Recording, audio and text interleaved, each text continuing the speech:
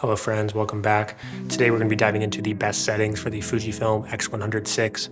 I recently put out a few videos about this camera, but I wanted to dive more in depth, showing you guys every single setting for both photo and video, take you guys through the camera and the menus, and just show you how to set up this camera if you're looking to get the most out of it. One note before we get started, I encourage you to watch the video that I recently put out on the X100VI, why I picked one up, my specific use cases. I think that'll be helpful context for anyone wondering in this video why I'm going with these specific settings. We are going to start off with photo settings. Here we are on page 1 of image quality. For this, I just like to use the large 3x2. As far as image quality, I go ahead and do fine plus raw. This will give you a JPEG file as well as a raw file. Most of the time, I'm not touching the raw files, but I like to have them as backup. But if you wanted to shoot JPEG, you can switch that to fine only. When it comes to raw recording, keep that on uncompressed. That keeps the raw files with as much data as possible. When it comes to JPEG or HEIF, I just stick with JPEG. Film simulation, we're going to talk about color later on, but for now, classic chrome. Grain effect, I like to keep off. Color chrome effect off. Color chrome effects blue off. Smooth skin effect off. We're going to get into kind of my approach to recipes and editing later on, but white balance, a lot of times I have this on daylight. I will often switch between daylight and auto. We'll get to how to lock your auto white balance later on, but for now, we're just gonna keep it in daylight. I'm mostly using this camera outdoors. Next up is gonna be dynamic range. And right now I have it set to dynamic range 400. I like this for kind of everyday outdoor stuff, especially photo. I'm gonna talk about why you might wanna use dynamic range 100 when it comes to video, but I think for photo, I have liked 400 the best. D-range priority, we're just gonna keep set to off. I'm gonna talk to you guys more about color later on, but for now, -2 highlights, -2 shadows, -2 color, -4 sharpness, high ISO noise reduction is set to 0. Clarity is set to 0 as well. Long exposure noise reduction set to off. Color space, we're just keeping it in sRGB. You don't need to worry about pixel mapping. Select custom setting. Right now, I just have it set to off. We'll get into kind of recipes and how I set this up later on.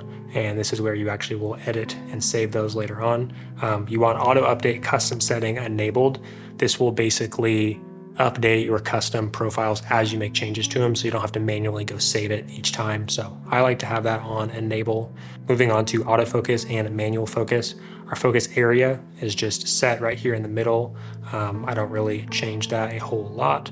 As we go back in, you'll see autofocus mode. This is one of the most important settings. I always use single point. Don't use zone, don't use wide tracking, don't use all. Single point is the best approach to autofocus on Fujifilm cameras, and a lot of people that are having issues have this setting wrong. So make sure you are set to single point. When it comes to the zone custom settings, again, I don't touch those. I keep this set to AFS, but don't really mess with it a ton. Autofocus custom settings, I just have them set to 0. You can play around with different ones, but I have turned those all the way down and I've been liking how they're looking, but it just depends on what you're shooting, how sensitive you want it to be. If you're shooting wildlife or something that moves really fast, you might want to change those settings. But for now, I've actually just been liking those set to 0. I'm gonna skip over these next few settings as they're not the most important to talk about. But when it comes to face and eye detection, I do like to turn this on with eye auto on occasion. I actually have this mapped to a custom button. We'll talk about that later on. But so now it was off, but I often will turn it on. Subject detection setting, I most of the time I just have this off. AF plus MF, I don't have this off as I'm using autofocus. Manual focus assist, I keep to off. Interlock, manual focus assist, and focus ring, I keep that set to off as well. This last page of focus settings, I don't think there's anything too important here. You guys can see what I have going on, and touchscreen mode, I do have set to area. I don't want it to actually trigger a photo if I accidentally touch it, so I have that set to area. I'm gonna go ahead and skip through page 1 of the shooting settings. When we get to page 2, you guys will see photometry here. We can't actually click on it. That is because our face detect is set to on. So let's just turn that back off for a second, and then we'll go back. And this now gives us the option to set kind of how our camera is using its light meter. And I like to have this set to center weighted. I think most of the time I'm composing my subjects for them in the center. So this one makes the most sense, gets me the most kind of accurate reading of the light using the meter. When it comes to shutter type, I like to have this set to mechanical and electronic, so the camera will automatically pick when it needs to go above that 1/4000. This ensures correct exposure. If you don't have this set correctly and you're shooting in auto, oftentimes you can have a photo that is exposed well above what it looks like on your LCD screen. So if you want those to match up, that was a little confusing to me at first, but mechanical and electronic is the way to go. The rest of these settings, I'm just going to scroll through. I do not mess with them a ton. If you are using one of the conversion lenses, this is where you can select either the wide or the tele. And then when it comes to this digital tele convert, you guys will see that's kind of how you punch in. And then we have the ND filter. Those are off for now, but I do have them assigned to custom buttons. So we're going to talk about that when we get to the custom button section. When it comes to flash, I'm not using this a ton, but if I want to use the built-in flash, I just have that set to on, and then I simply come in here and change this to the TTL settings, kind of the auto mode for the flash. I think it works pretty well, but for now, we're just going to keep that off. When it comes to these movie settings, it's important to note we are still in photo mode. When we are shooting video, we're gonna be in a different mode. So you guys can go ahead and look what I have set here. You might wanna set them up here if you're wanting to shoot some video while you're in photo mode, but we're gonna go ahead and skip on over to video mode. So here we are at our default screen. You actually use the drive button to switch between photo and video. So you guys will see all the way at the bottom here is where you find a movie. So a lot of times I'm actually just using the D-pad and going the opposite direction to then switch into video mode, which there is a faster way to do that, but that is the quickest way to do it for now. Now that we are in video mode, let's go through our movie settings.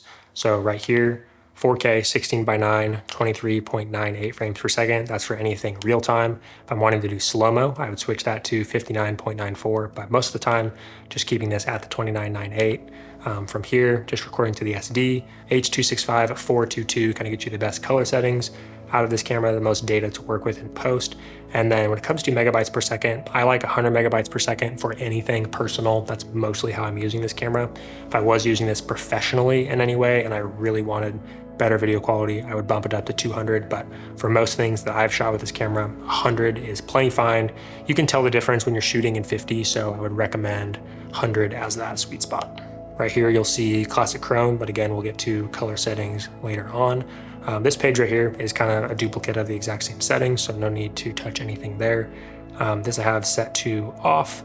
Media record setting is SD, HDMI output setting. So right now I do have this on. If you're outputting to a monitor, which I am actually doing right now to record, you would have this on if you want kind of the settings to display, but most of the time it's probably set to default off, and that is completely fine. Fixed movie crop for now I have set to off, but if you wanted to punch in on the sensor, you guys will see it adds a 1.25 crop. That is where you will adjust that. When it comes to F-log and HLG, we're going to touch on this in the color section, but this is where you would switch it if you wanted to. Data level settings I have set to full. Photometry again set to center weighted. Flicker shutter speed off. IBIS, I just have this set to the default mode. You don't really need the digital image stabilization, so just stick with the normal IBIS. The boost mode, again, you don't really need to do that unless you're trying to simulate a tripod. Most of the time I have that off. Zebra settings, I have set to 100% right now, and I have these set to zebra left. You can use right, but we will get more into that in the color settings as there are a few different recommendations there. Movie optimized control, make sure to have this set to off. I do not like using the touch screen to control this camera, so have that set to off. Record frame indicator on, tally lights, you guys can select whichever ones you want there.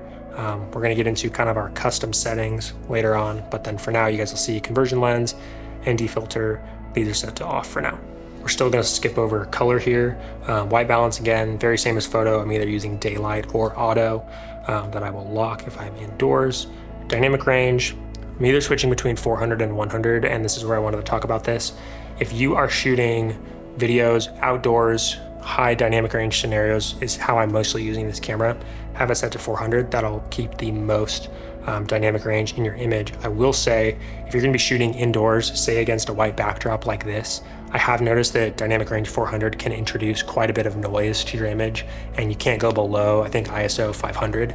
And so for video scenarios where I'm really caring about the quality and potential like noise in a pretty clean setup like this, I actually would go with dynamic range 100 and then dial in your lights accordingly with the lowest ISO possible, as I found some of those images a little bit more tricky to clean up and you have to use noise reduction. So dynamic range 400 or 100 kind of depends on the setting that you're using this in.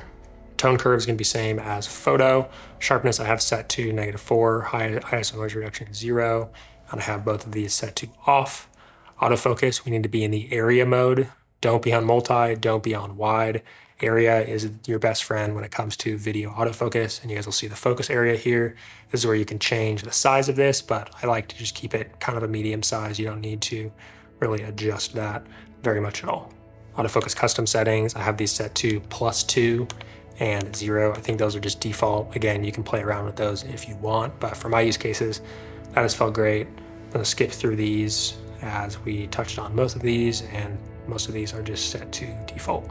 When it comes to audio settings, I just keep these set on auto. I have the limiter turned on, but the wind filter and the low cut filter off. Time code, I'm not doing anything with time code with this camera, so I think those are all set as default. I did want to take a quick break from this video on settings and talk about a few accessories that Freewell sent me. They sent me a few lenses as well as a filter set for the X100VI, and I think they're kind of interesting. While these aren't something that I would have spent my own money on, I think they are at a really interesting price point, and I just wanted to make you guys aware of them if you guys are interested in kind of the screw-on lenses for the X100VI. If you're wanting to get, a wide angle or a tele kind of adapter, I think these ones would be interesting to check out. And so the X100VI features a fixed lens. It's a 23mm f2, which is a 35mm full frame equivalent.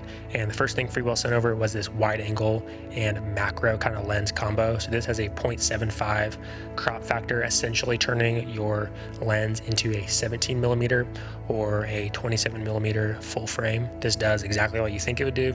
It gives you a wider field of view on the X100VI, as well as gives you closer focusing for kind of macro type shots. The other lens they sent over was their telephoto. It's the 1.5x.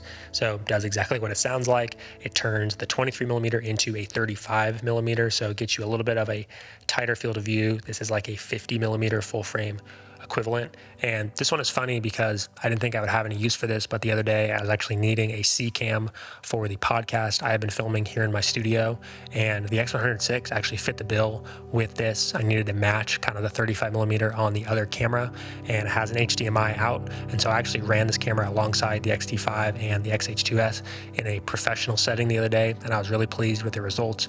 Not something I would typically use this camera for, but having this kind of teleconverter sitting around kind of gave me the confidence to match that other angle, and I feel like it looked great. The last item they sent me is essentially a lens hood with a built-in circular polarizer and a glow mist. This does exactly what it sounds like it does, adds a little bit of kind of that halation-y glow to the image, kind of softens it, as well as gives you an adjustable circular polarizer so you can adjust reflections, and then gives you that protection of a lens hood if you were to drop the camera or kind of shading the lens from the sun. And I think this is a cool product. I don't know of anything else like it.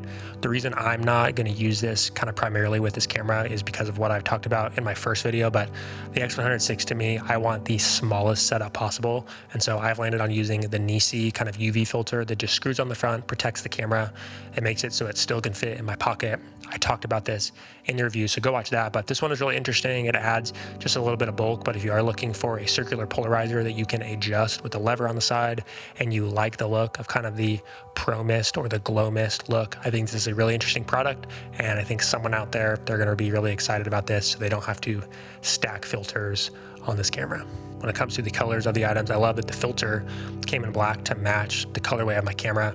The other two lenses only come in silver. I feel like that's kind of a miss for me if I was looking into buying these. I feel like I would hesitate owning, the black model of camera and then buying the lenses that are in a different colorway. I feel like part of the Fuji X100 line of camera is just the aesthetics, and I feel like it looks a little bit funny to me having the silver filter on the black camera. So they said they were open to making the black ones if they sold enough. They just wanted to see how sales go, but that would be my recommendation, as that would be my preferred colorway. That's pretty much it. I just wanted to mention them here, as in my last video, I did not have them yet, so didn't mention them. But the reason why I even mention them is just the price is super intriguing. So the lenses from Fuji that do this exact same thing are quite a bit more expensive. I think both of them are around $700, and this full kit of 3 you get for less than $300. So I think it's a really awesome product that Freewell is adding to kind of their X100 line of accessories. And if you guys are interested in them, please let me know if you have any more specific questions down below. Would love to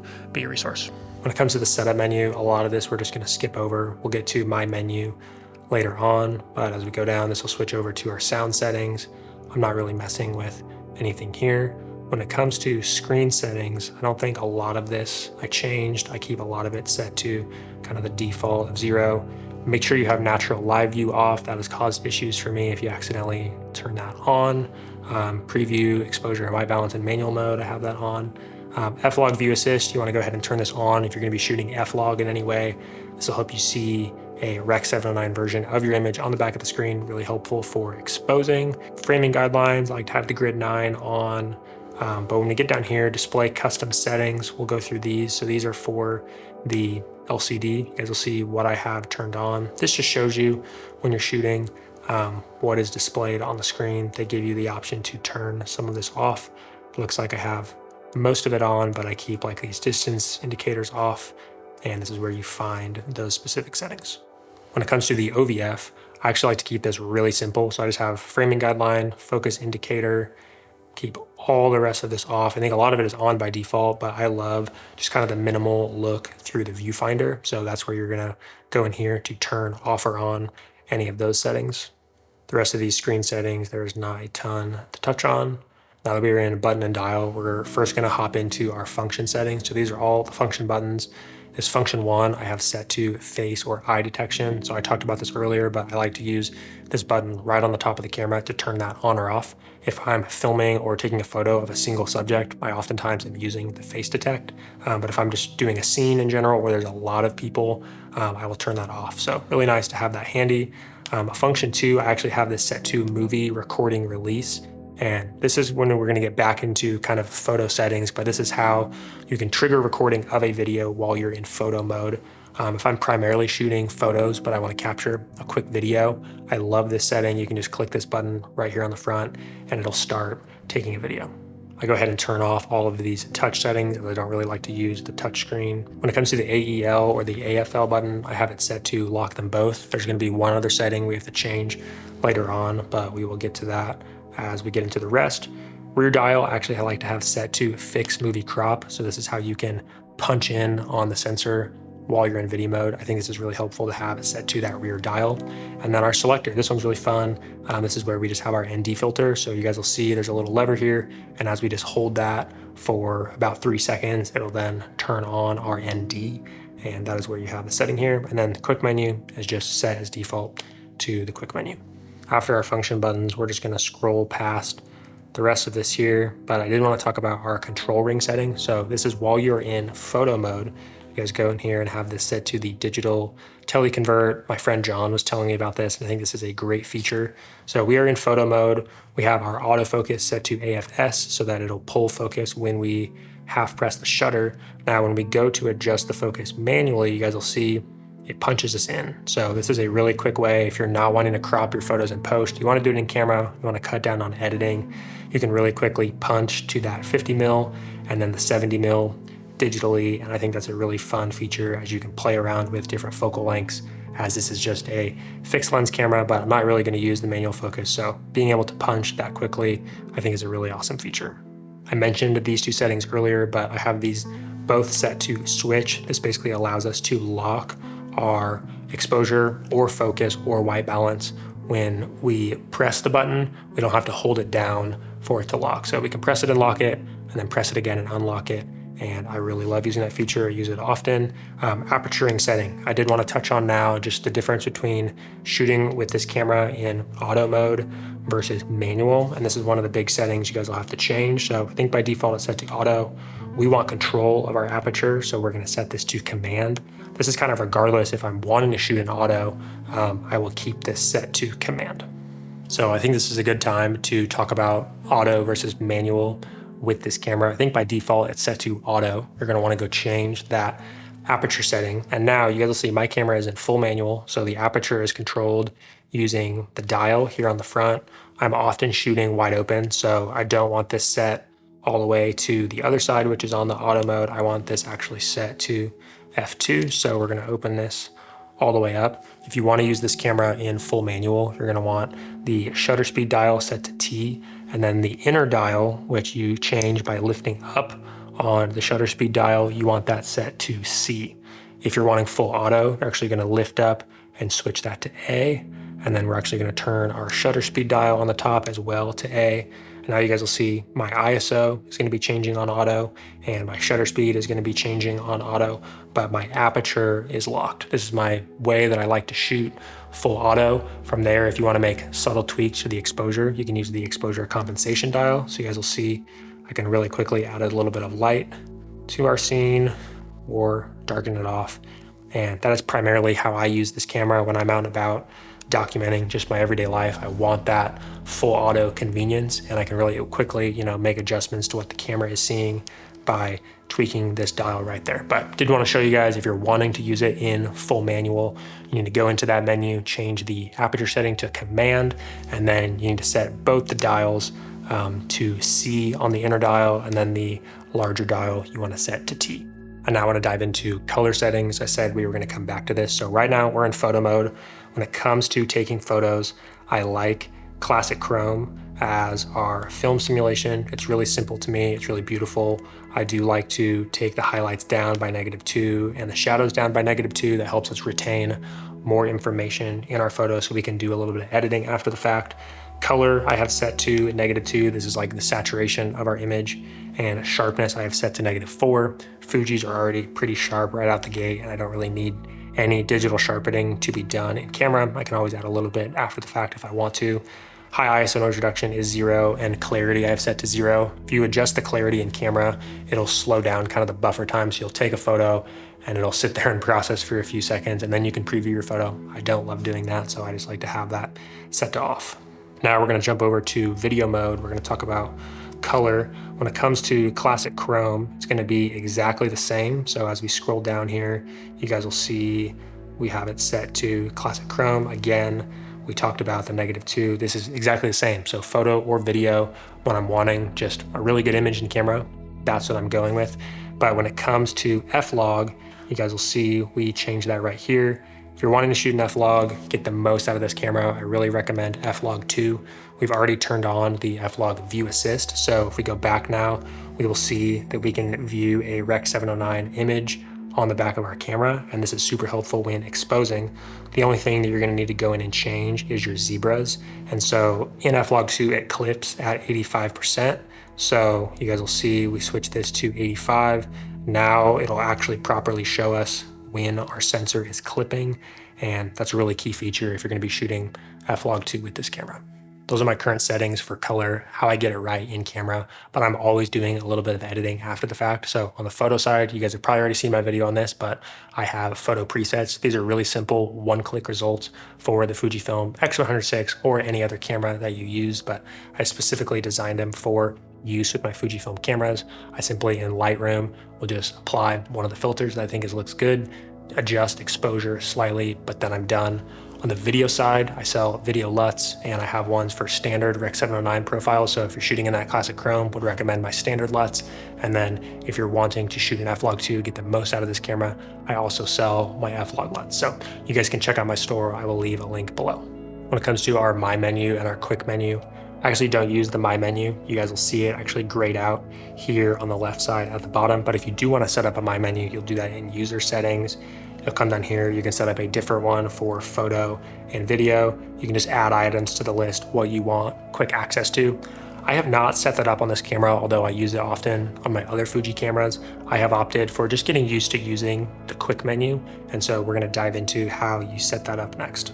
To locate the settings for the quick menu, you're gonna go to button and dial. And then right here, you guys will see our quick menu.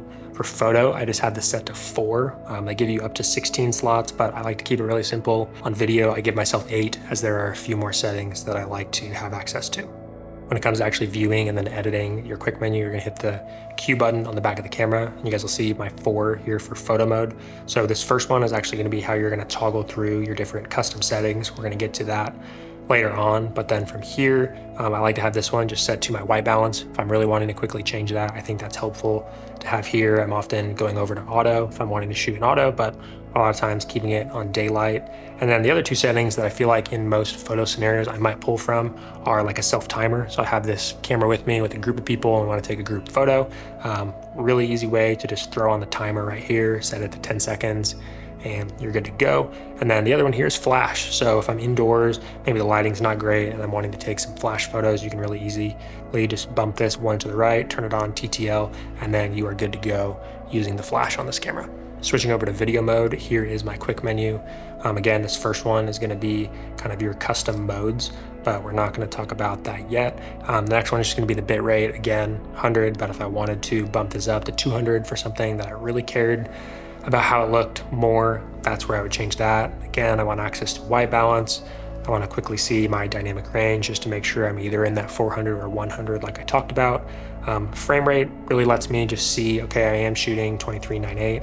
ND, if I want to toggle that, face detection, and kind of our mic level adjustment. Those are all there. Those are settings I might be pulling for in a video scenario, or I just kind of want to see them all at once. When it comes to actually editing those on your own, you're going to come over to the setup and then button and dial settings. And then this is where you can go into changing what those specifically are. So I won't show you for photo, but I'll show you here for video.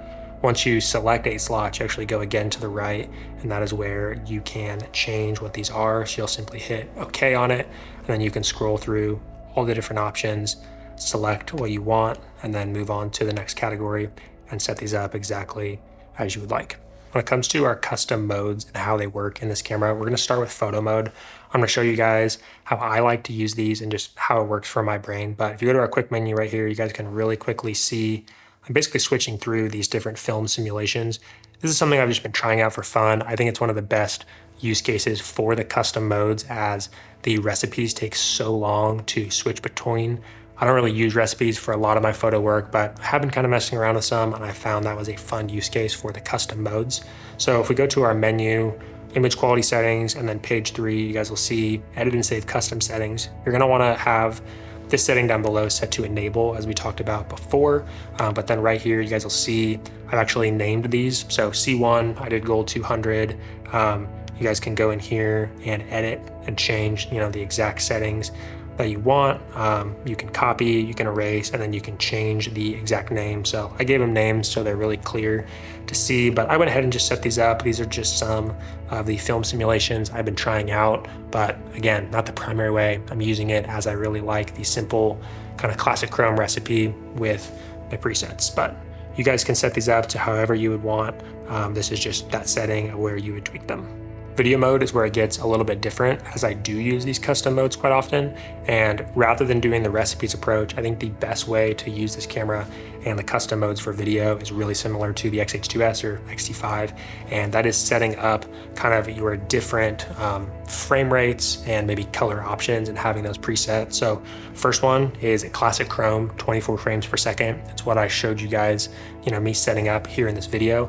But I like to set C2, basically the exact same, but I like to change my frame rate to that 59.97 or 60 frames. The other ones are pretty straightforward, but this one I have set to flog2, 24 frames a second, flog2, 60 frames, and then this camera can shoot 6K, so I have those on 5 and 6. I haven't done it a ton as it adds a crop, but 7 I have set to YouTube BTS. Often is a way I'm using this camera. I think the fastest way to set these up is to set up C1 and then go in here and hit copy, and then you can go ahead and copy that down as you go so that the settings are exactly the same and you don't have to manually change each one. You can just copy it and then go in, change it to 60 frames, and then move on to the next one. So make sure you use that copy paste feature if you guys are trying to set them up in this way. Thank you guys so much for watching. I hope that you found this video helpful. Please let me know any questions you have down below, and I'll see you in the next one. Peace.